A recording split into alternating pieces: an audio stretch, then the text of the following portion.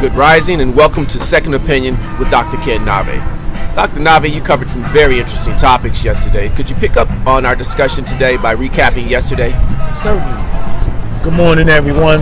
Before we begin, I'd like to first give a heartfelt and sincere apology to anyone who might have been offended by the comments I made in yesterday's videos regarding protest and memorials. I think the president said it best when he said, "What after the protest? What information are you bringing to the legislative bodies that can help bring about change?" And what I feel is occurring is that we're protesting, but we're not protesting with a direct purpose. And not everyone. Some of the protests have resulted in good changes, like Donald Trump's the protest at UIC. It was canceled. So we know that protests work. But what I was trying to say is we need a better agenda following the protest. And we're losing traction by protesting and marching all the time on the smallest thing that happens or the largest thing that happens. So let us begin. Yesterday we talked about root causes of violence and mental illness as a root cause of violence. And I gave some really basic homework assignments that I wanted people to do. One of them was to look up the word epidemic. Epidemic is affecting or tending to affect disproportionately large number of individuals within a population, community, or region at the same time.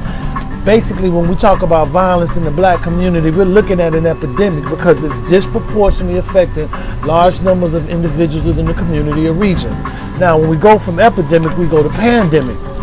Pandemic, occurring over a wide geographic area and affecting an exceptionally high proportion of the population. When we look at pandemics, throughout the black community, it is pandemic because it's affecting almost the entire community. It's affecting grandmothers, grandfathers, children, adults, but mostly it's affecting youth, and it is pandemic over our region. Thirdly, I want to talk about endemic. Endemic means regularly found among particular people in a certain area, native or restricted to a certain country or area. Clearly, there's no violence on the level that's occurring in our community, occurring in Evanston, Glencoe, Barrington, Hoffman Estates. So it's endemic to the black community. Now let's move forward, okay? When we talked yesterday, we talked about GRIDS, HIV, and the Zika virus. And the reason I brought these topics up is because I wanted people to see the public health response once these crises came. In about 1983, we heard about an epidemic that was occurring amongst the gay community. It was called GIDS, Gay-Related Immunodeficiency Syndrome. Initially, we didn't know what it was. What happened, it started off with just multiple numbers of men in the gay community coming down with weird illnesses that we had never seen that indicated that there was a compromised immune system. But what happened after we found that out is what's important here. Because what happened first was research. Let me use another color. The first thing we did in this public health crisis was research, because we knew that something was causing the immune systems of these gentlemen to fail.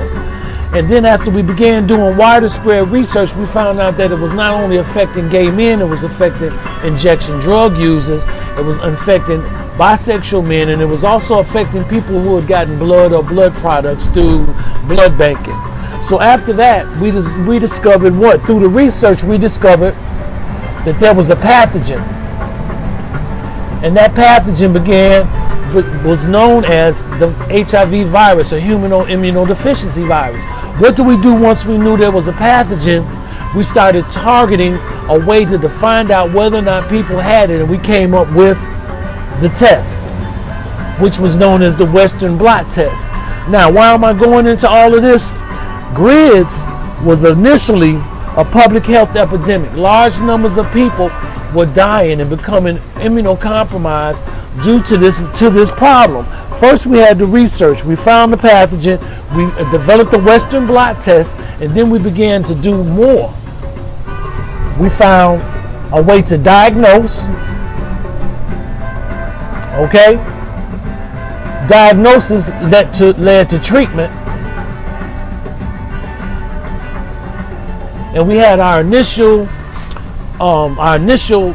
treatments under the antiretroviral drugs, okay? So we got our first stream of antiretroviral drugs that allow us to combat the problem. After treatment, we had prevention. We started talking about ways to prevent the spread of the virus. What did this do? This was a public health CDC-led comprehensive attack on this problem because it was a public health epidemic. And so over the last 30 years, what we found is that the infection rates have dipped dramatically. We've also found that the prevention strategies have worked, and we found that treatment has been improved and people are living long and this problem has been combated. Now, when it comes to Zika, the president asked for $1.9 billion to prevent the Zika virus spread into this hemisphere and to slow down the spread of it in the southern hemisphere. Why am I saying all of that? We're looking at ways to get down to the root causes of violence, but we're not doing any of this public health work.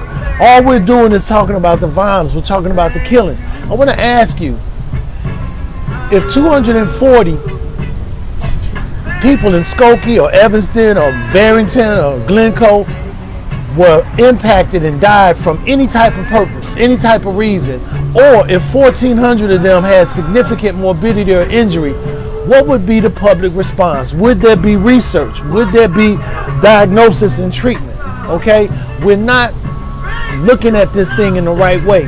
And until we direct the treatment of the root causes of violence to mental illness, we're not going to get the result we're looking for. And we're going to go tomorrow, we're going to look a little bit deeper at some of the other underlying causes of mental illness. And we're going to be talking about epigenetics, transgenerational epigenetics, and similar topics. Thank you. I'm Ken Nave, and I'm out.